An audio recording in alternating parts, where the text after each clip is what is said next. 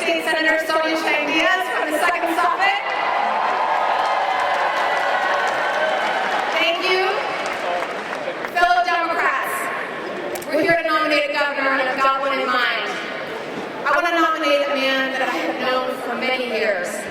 I want to nominate a proven leader, but a leader with a fresh perspective beyond Beacon Hill. I want to nominate a visionary whose whole career has been about setting goals that others said were impossible, and then exceeding them. A visionary whose watchwords are big and bold, not timid or incremental.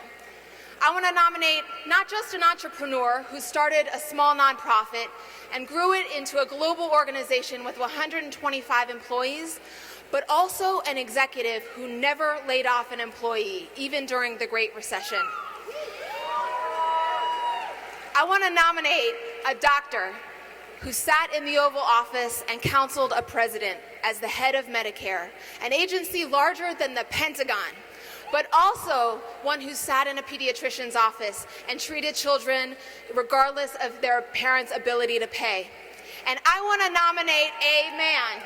I want to nominate the bold progressive that Massachusetts longs for, the kind of leader that we long and hope for, a leader who is committed to social justice, who's unafraid to speak the truth, and who has a record of getting results. My fellow Democrats, I want Don Berwick to be the next governor of this Commonwealth, and I proudly nominate him. I proudly nominate him to be the standard bearer of our Democratic Party, Don Berwick.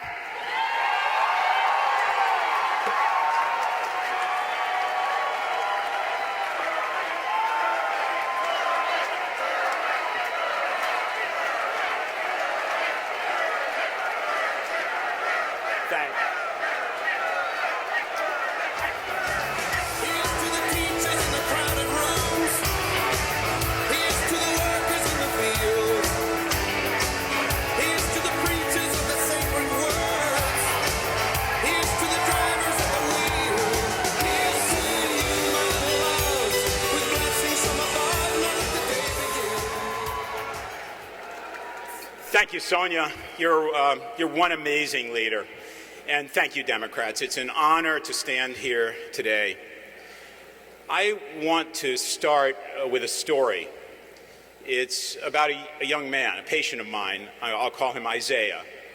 I think of him often. I met Isaiah when he was 15 years old. He was a kid from Roxbury. He was in room 4, and he was writhing in pain. As it turned out, he had leukemia. Leukemia is often fatal in a black teen, but not that time. We pulled out all the stops. We walked a 4-year tightrope. He had a bone marrow transplant, and modern medicine cured Isaiah. His leukemia never came back. But there's more. Isaiah smoked his first pot at age 5. He had his first gun at age 10. At 12, he stole a car. The view from his house was vacant lots and drug dealers on the corner. He was in and out of trouble his whole life, in and out of addiction, even while we were treating his cancer. Once, when he was 17 years old, Isaiah said to me, he said, "Dr. Berwick, I think that my leukemia is a blessing, because when I'm in the hospital, at least I can't be on the streets." And then one dark night, 15 years after his leukemia was cured, Isaiah died. He died on the streets, in despair. He was overtaken by hopelessness. Isaiah had 2 lethal diseases. We cured one, leukemia. The other killed him. Its name is injustice. It is inequality.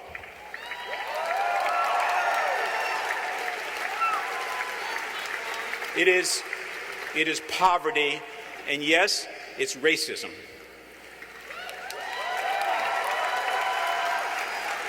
I see his face every day. Every day I ask myself the same question. Today, would Isaiah die again, or would he live? I want to be your governor so that today Isaiah would live.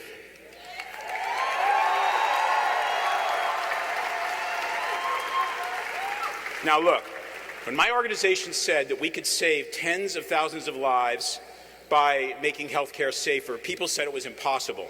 But we mobilized nearly every hospital in America, and in 18 months we did it. Our president asked me to lead the fight to make healthcare a human right at last in America. In 30 years of executive leadership, I have never, ever shied away from bold goals, and here is one bold goal: save Isaiah.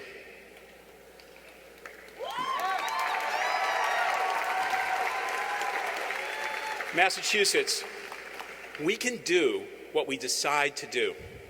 We're the first state to make healthcare a human right. We're the first state to say you can marry the person you love.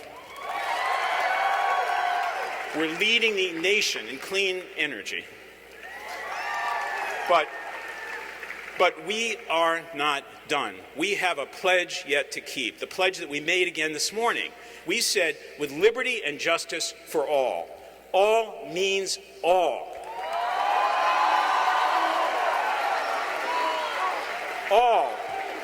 All includes Isaiah.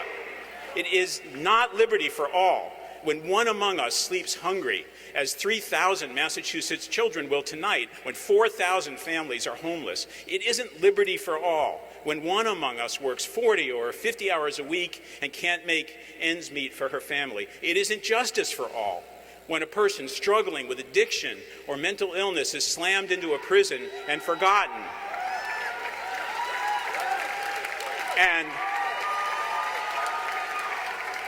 And it is neither liberty nor justice when we surrender to the myth that if some are to win, others must lose, that in a commonwealth that thrives, Isaiah must die. No, wrong.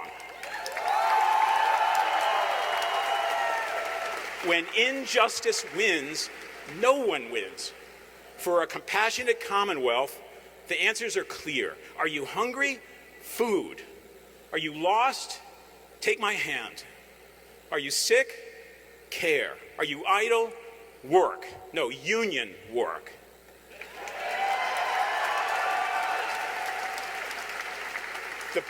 The problem is lies. Lies that endanger our nation. It is a lie that those with great wealth have the right to control our future.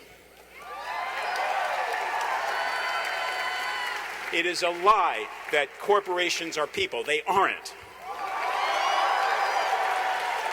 It's a lie that the poor make themselves poor, or that the sick make themselves sick. I am sick and tired of those lies, Massachusetts. Let's point this nation toward truth.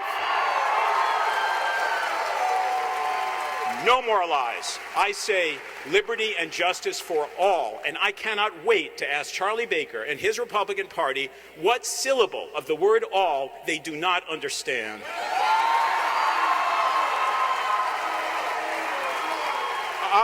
I am not scared of Charlie Baker, and neither should you be. He lost once before, and make no mistake, on November 4th, we will defeat him again. Only one thing scares me: timidity. Timidity that stays silent in the face of those lies. Democrats, it is our time. Be brave.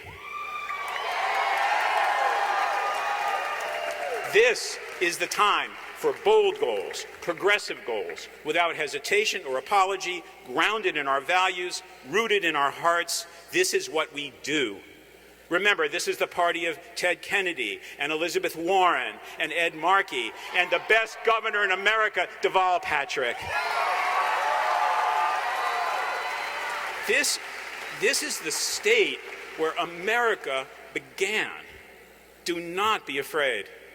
We will prevail because we will reach for what we pledge: liberty and justice for all.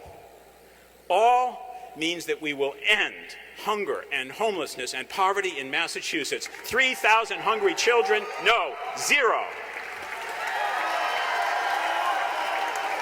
All means that every single worker has a solid job, a living wage, and a fair share of the American dream. All means handing to my grandchildren a planet free from the grip of fossil fuels. All means unshackling our teachers and our children handcuffed by standardized tests. All means an end to the epidemic of addiction, not by growing prisons or by adding casinos, but by funding treatment. And all means that we in Massachusetts will take the step that status quo politicians have not had the guts to take: Medicare for all, single payer.